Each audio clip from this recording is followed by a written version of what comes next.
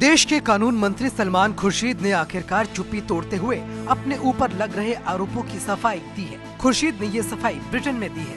News channel आज तक ने ये खुलासा किया था कि सलमान खुर्शीद के trust doctor Zakir Hussain memorial trust ने 71.5 लाख रुपए का घपला किया।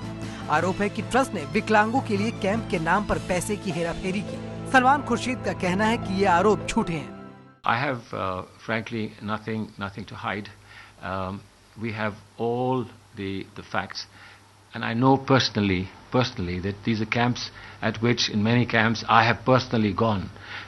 Many of the officials that are being quoted or used to support the case that no camps were held, their pictures are there, and tomorrow I'll show those pictures. I'd like to see what they have to say about that. Are these pictures doctored? Are these pictures imaginary? So I'd like to see what they have to say about that. Frankly, as far as I'm concerned, it's not Mr. Kejriwal. It's not any political opponent that I need to worry about. Salman Khurshid को Britain की Oxford university ने सम्मान देने के लिए बुलाया था। उन्होंने अफसोस जताते हुए कहा कि जब दुनिया में उनका सम्मान हो रहा है, उस वक्त अपने देश में उनका अपमान हो रहा है। इंडिया अगेंस्ट करप्शन के नेता अरविंद केजरीवाल न्यूज चैनल आज तक के खुलासे के बाद से लगातार कानून मंत्री सलमान खुर्शीद का इस्तीफा मांग रहे हैं। उन्होंने इस्तीफे की मांग करते हुए पीएम के घर के बाहर प्रदर्शन भी किया है, लेकिन खुर्शीद केजरीवाल की इस मांग को सिरे से खारिज कर रहे हैं। It's our decision. We'll take our decision. Our leadership will take that decision, and we work like an army as far as the party is concerned. Anything that's in the interest of the nation and the party comes first. But not this way, not for people to pick one person at a time and try to destroy the party.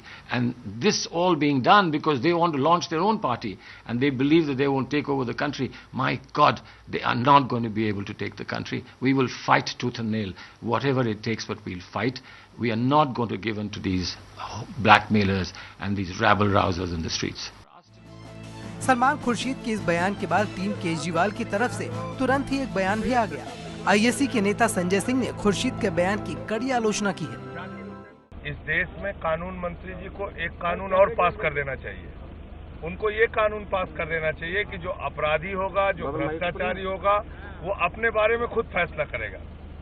अगर इस देश के अंदर यही कानून बन जाता है तो फिर तो ए राजा भी कह रहे थे मैंने कोई भ्रष्टाचार नहीं किया, फिर तो लालू यादव जी भी कह रहे हैं कि हमने कोई भ्रष्टाचार नहीं किया, फिर तो 302 का अपराधी भी कल को कहेगा हमने कोई भ्रष्टाचार नहीं किया, हमें गलत फंसाया गया।